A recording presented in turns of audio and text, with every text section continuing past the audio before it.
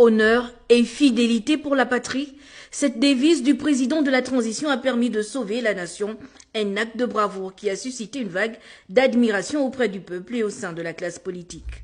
La priorité à la nation, la priorité au pays. Nous sommes tous pénétrés de l'idée essentielle que nous n'avons qu'un seul pays et nous devons essayer de surpasser nos états d'âme pour arriver à un modus vivendi, pour arriver à construire une nation désormais qu'on doit remettre sur les rails.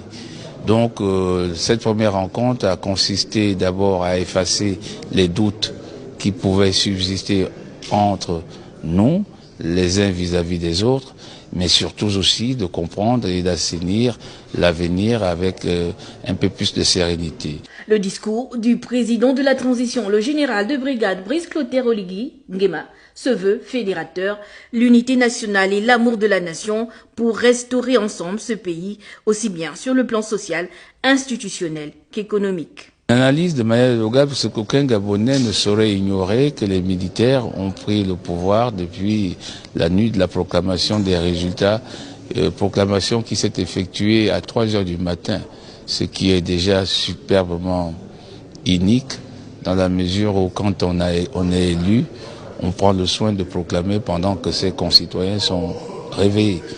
Donc ils sont passés à l'action.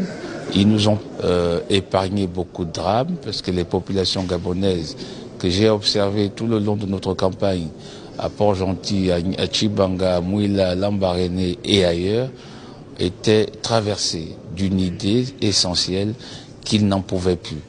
Et cette attitude pouvait nous conduire à des débordements incontrôlables. Donc, nous pouvons saluer l'action des militaires. Maintenant, nous attendons voir, parce que nous savons que les militaires ne sauraient travailler seuls dans un pays démocratique et qu'il faille les accompagner parce qu'ils n'ont pas toutes les compétences requises, mais ils sont là.